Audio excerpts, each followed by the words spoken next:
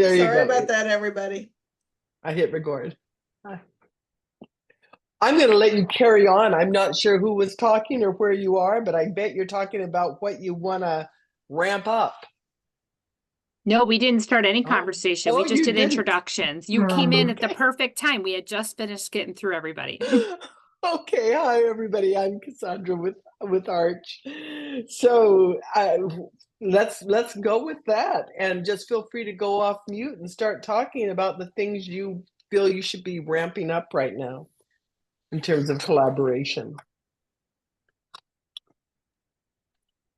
I have one that is probably kind of a common thing that of course, in one area, we're doing really well with like external stakeholder outreach to build our coalitions, which would go under the continue thing. But the thing that I think that we kind of need to ramp up is, through COVID and some staffing changes, we really lost a lot of connections to other consistent respite care programs. I feel like I'll secondhand hear about like a respite night or something that I should be promoting, and I don't even know about it because, we're so heads down in our own program and our own offerings. And, we're subscribed to all the newsletters under the sun, but it's just kind of hard sometimes to grab those specific respite nights or the one-offs that some group is doing, that kind of thing. So, just really finding a way, and having a shared calendar on our website is something we've talked about. But so we're like, folks could come and just put their own events on our calendar, which would be fantastic. But that's a whole website revamp away for us. So yeah, anyway, it's just kind of hard to capture all of those offerings every month or even every quarter. So yeah, that's our thing that we should ramp up a little. I love that. Does anyone have any ideas of how to, because I'm finding out, I'm in Washington State, I'm on a committee for crisis respite, and I suddenly find out about programs I've never heard of before in my life. Where were they? Why don't I know about them?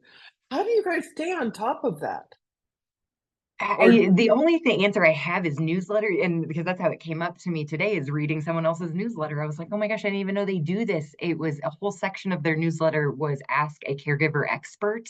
And I was like, oh, we've talked about doing something similar and just haven't done it. So it's fantastic. But so I know newsletters is one, but if everybody has other ideas, that'd be great. Anyone have any secrets for us? Yeah, I'm just going to say one of the things that I have learned a little bit about that, because we're trying to build our stakeholder base too, is during our regular meetings, is just to take time to say, what else is happening out there that we don't know about? What have you heard? What's the word on the street? Just reminding people all the time to open their ears and pay closer attention. That's a good one. That's great. And then we have quarterly webinars, which, the timeliness is the trick too. But after our quarterly, we definitely do that. Anything that gets shared in the chat, we send out in a follow-up email. So I hope that's effective. So thank you for reminding me that we do a few things. But yeah, always could do more. So. I don't know what kind of, if you do anything with your No Wrong Door, but I know in New York, we have a very robust online resource directory, and something that we implemented a couple years ago now. And I feel like we could do a better job in this area as well. But we did develop a form that, because we know a lot of these connections are being made just boots on the ground, right? So when our coalition director is out there and introducing and, making connections, she's able to hand off something that they can complete to be able to get their information into the resource directory, because they probably don't know anything about it. And so that's kind of like another way to build that and make sure that it's accessible for all. So that was something that we just implemented, and we need to kind of circle back and make better efforts in making sure that that form is getting into the hands of these new programs or programs that aren't already in the directory. Yeah, that's great. Thank you. One of the things we've started to do a little bit, but definitely want to ramp up, is connecting more with faith-based communities and 55 and over communities or active adult communities. And I think it sort of plays into what you were saying, Erin, because sometimes they're the ones that kind of know what's going on, or they're even doing things in their own communities, but we want to really connect more with them. I think caregivers are connected with their places of worship, and so are in those senior living communities or adult, the 55 and over. I think people are connected there in their neighborhoods as well. And so really trying to connect with them to be able to provide some more supports. So we were the state recipient. This is Delaware, of the latest round of lifespan respite grant funding in August. So we are still ramped up in our first year. So I'm going to put this in the ramping up category. We also work very closely with Nancy Rinaldi and Easter Seals. They are they're our contracted provider of the lifespan respite program in our state of Delaware. Just before this meeting, I literally got off the phone with a meeting with Guidehouse, who is our contracted program evaluator for the first year of our lifespan respite grant. So we're going through exactly this, like, who are our stakeholders that we work with? How are we going to engage our caregivers for feedback for our pilot programs that we're going to write into this grant? They're obviously going to be contacting our Respite Coalition, which Nancy is the lead of in our state of Delaware. So that is a really huge project that we're ramping up in this very brand new year. And I am the project director for that. So I have a lot on my plate. And, you know, we do a lot of other supportive programs, but I'm really, really interested in hearing how the feedback from this grant is going to help build our lifespan respite options in our state, because they're very limited, as Nancy knows. And although I do try to attend as many of those Respite Coalition meetings as I possibly can, you know, we definitely want to expand outward and hear those outside of the box needs of the people of Delaware. So part of that program evaluation is going to be a lot of listening sessions from the caregivers of Delaware. So we'll be calling on our stakeholders and our partners and the new partners that our division is trying to engage, so that we can hear from as many voices as possible. Thank you. I don't know if there's another issue that I sometimes often hear about, and that is there are programs out there that are doing respite, but they call it something else. And so because of that communication breakdown, that's another thing that we should consider when trying to build stakeholders. We also find in our state that people don't know what respite is, and they don't understand what it is. So I feel like it's twofold. Somebody might be calling it something else as a program, but we find it also that people don't know what respite is, so they can't take advantage of it. Yeah, I'm not sure what's worse, if they have never heard of it, or they have the wrong idea of it. You know, it's, yeah, both are a little tough. So yeah.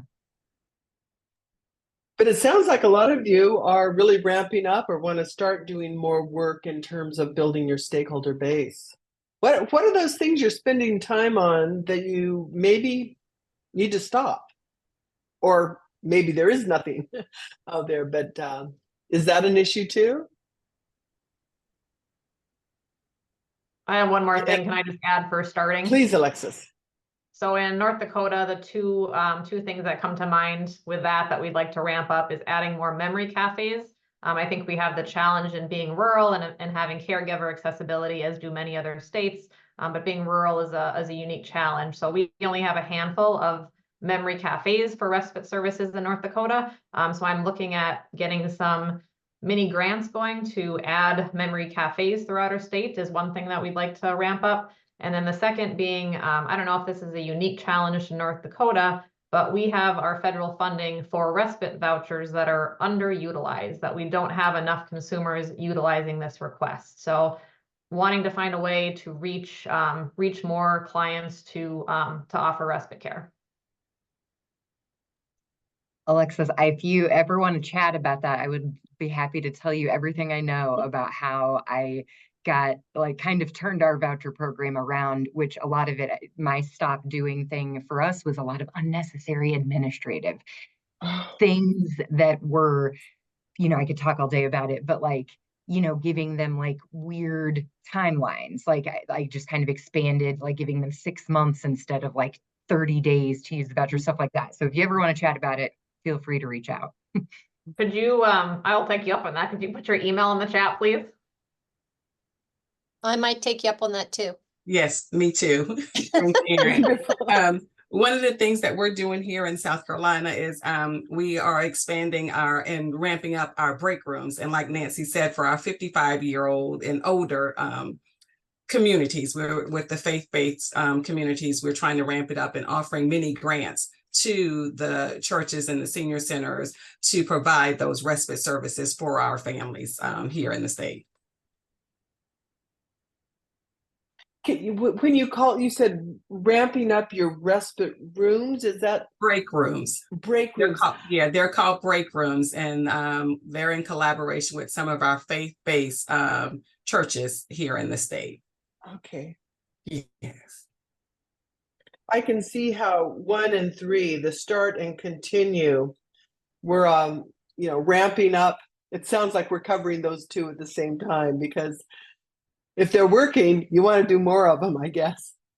And I'm hearing that that all that unnecessary administrative time may be slowing down, for example, utilization of the voucher respite program. So yeah, oh gosh, and not just slowing it down, but it freaks people out. They get scared, and then they're like, "Oh, I missed the deadline," and then they're like, "Don't forget it." Like they don't even participate because there are all these like punitive, arbitrary rules that don't make any sense, and it's hard enough for them to find respite care in the first place. So, just trying to make it as easy on them as possible while adhering to all of the legal and important things I have to follow, but just giving them as much of that like agency and empowering them to go find that care. And it's been I just hit my 2-year anniversary actually of this program, so it's been a long effort, but I think it has really improved, and from a lot of the things that a lot of you have said, a lot of rural outreach, and then connecting folks with programs in their areas. In Colorado, there's a pretty popular, it's expanding all the time, called Night Lights. And it is I think is technically Christian. It's typically at Christian churches, but they say that's not like you don't have to be that or anything. It just, typically the people who attend are the ones who attend those churches. But the whole point is they have the space, the church, such a trusted place. It's consistent. It's one night a month. It's great. So it's a combination of things that have made the vouchers work out a little bit better, but would love to share if anybody wants to know. thanks.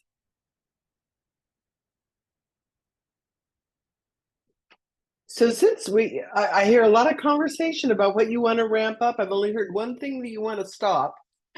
And actually it's modify, it sounds like. Erin's saying she wants to simplify.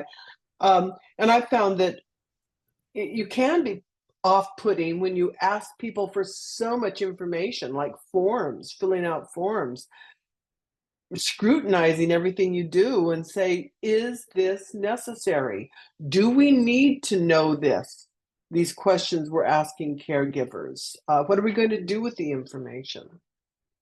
I think stopping unnecessary, and then I'm a data collector, so I want lots of information. So that's the hard part, is that we want to know who we're serving and that kind of stuff. But you're right. At one of the ARCH meetings, we talked about how, emergency respite programs practically aren't existent because like so much information is needed before you can even match people together. It's definitely a challenge. Great. I think one of the big challenges that I think I find is having too many people sometimes in a meeting.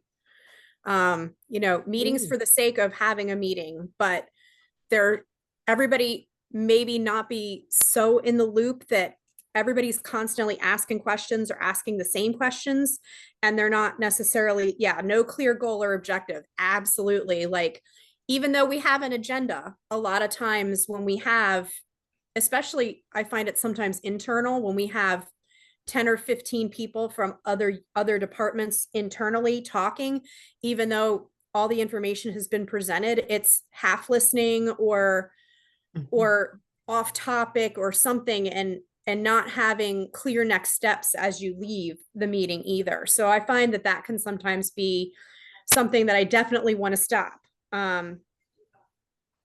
Beautiful. We're out of time, but I've captured a lot of what you said. Thanks. I guess I gotta leave. Bye bye, everybody.